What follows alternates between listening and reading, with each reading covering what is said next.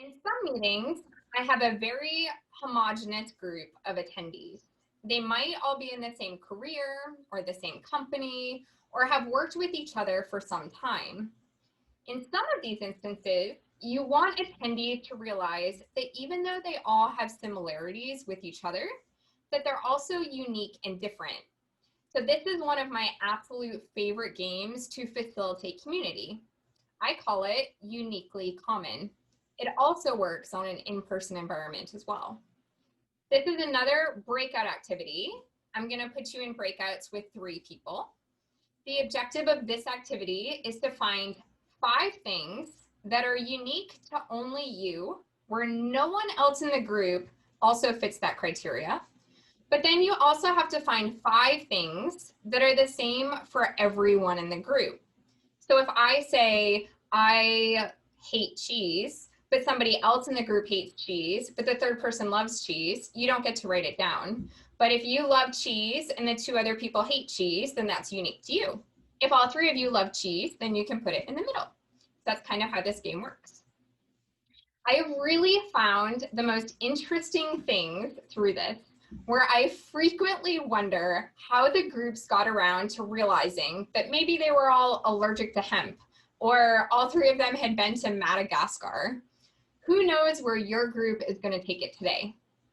So again, although this is free-flowing conversation, I provide the group a template to keep everyone focused and on task.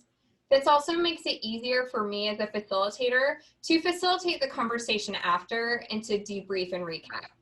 So I'm going to drop the link in the chat right now, and then you will pull it up.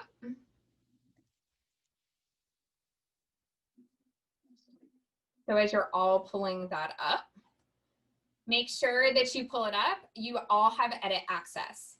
So you'll see that every single breakout room has its own slide.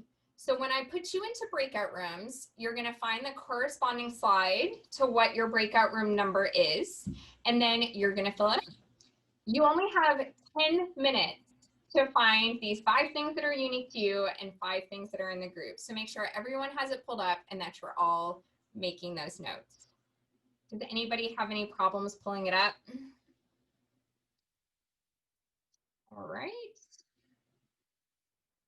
There we go.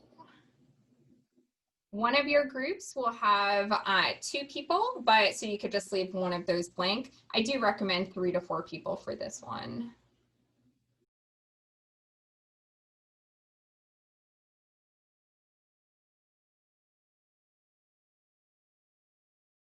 All right, now that you're all back, let's rate it. With your hands, I want you to rate for me how much you like that activity, from a scale of 1 finger being I absolutely did not like that activity, to a rating of 5 fingers being I would definitely use that activity in my adventure group.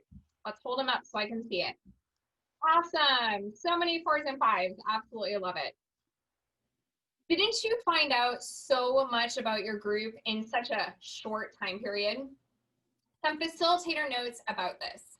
The most important thing here, again, is to give your attendees common ground and a forum to work from that also helps keep everyone on task. This game works best for 3 to 4 people. I normally use it with 4 people, but if you have 4, you have to allow for more time for the discussions. So if you have an hour-long meeting and you only have 10 minutes, then I would do 3. If you have 15 minutes, I would do 4. I also like to pull up the slides and review them as a group, because then people can learn about others in the meetings and potentially follow up with them even though they were never in the same breakout.